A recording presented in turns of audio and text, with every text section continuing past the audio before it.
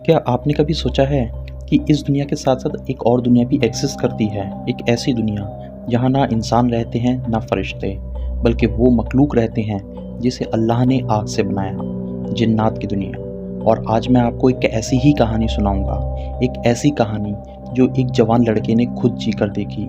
यह कहानी थी जुनैद की। जुनैद एक 22 साल का जवान था, छोटा सा गांव पाकिस्तान के समई में।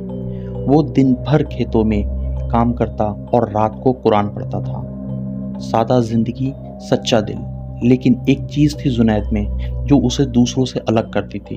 वो हमेशा जानना चाहता था कुदरत के राज, ज़मीन के अंदर क्या है, आसमान के ऊपर क्या है, और इस दुनिया के साथ साथ और क्या है जो कभी किसी ने नहीं देखा। उसके अब्बू कहते थे, जुनैद ये बसबसी छोड़, जो दिखता है वही सच है। लेकिन जुनैद का दिल ये नहीं मानता था। और फिर एक रात उसकी ज़िंदगी हमेशा के लिए बदल गई। रमज़ान का आखिरी असर था, रात के 3 बज रहे थे।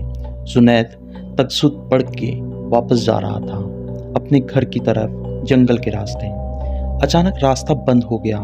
मतलब वो रास्ता जो वो रोज़ चलता था वो गायब ही हो गया। पेड़ वही थे, ज़मीन वही थी, लेकिन रास्ता गायब। जुनैद ने बिस्मिल्लाह पढ़ी, आगे बढ़ा, लेकिन जितना भी आगे बढ़ता जंगल उतना गहरा होता गया। आवाज़ें आने लगीं जो इंसानी नहीं थीं। कुछ चीखने की आवाज़ें, कुछ सुर में कुछ बोलने की आवाज़ें, कुछ हंसी।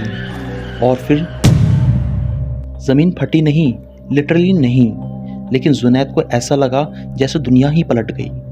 आंखें बंद की, आंखें खोली, और वो कहीं और था। यह जगह इंसान अक्ल से बाहर थी। आसमान, लेकिन वो पर्पल था।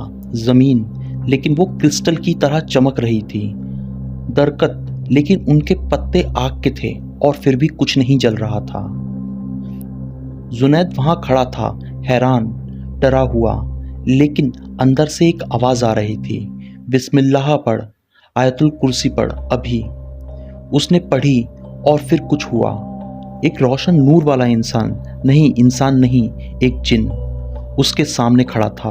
लंबा, रोशन, आंखें आसमानी रंग की, और उसके हाथ में एक नूर वाली तलवार।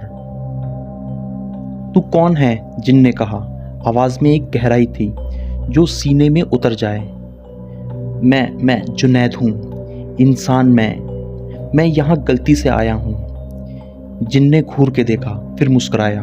इंसान, रमज़ान की रात, तहज्जुद के बाद तूने आयतुल कुर्सी पढ़ी, इसलिए तू जिंदा है, वरना यहाँ काफिर जिन तुझे कब के खा चुके होते। जिनका नाम था जुबैर, वो मुस्लिम जिन्नों का सरदार था, और वो जुनैद को बताने लगा इस दुनिया के राज। यह जगह, जुबैर ने कहा, 2 हिस्सों में बनती है। नूर की तरफ जहाँ मुस्लिम जिन रहते हैं, और अंधेरे की तरह जहाँ इब्लिस की चालें रहती हैं। और आज उनके दरमियान एक जंग होने वाली है। जुनैद ने पूछा, क्यों, किस बात पे?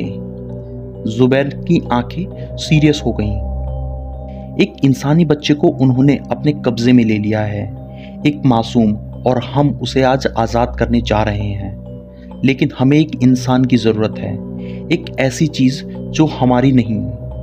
कलमा की ताकत। सिर्फ एक सच्चा मुसलमान ही जुबान से निकला हुआ कलमा वो किले को तोड़ सकता है। जुनैद का दिल जोर से धड़का।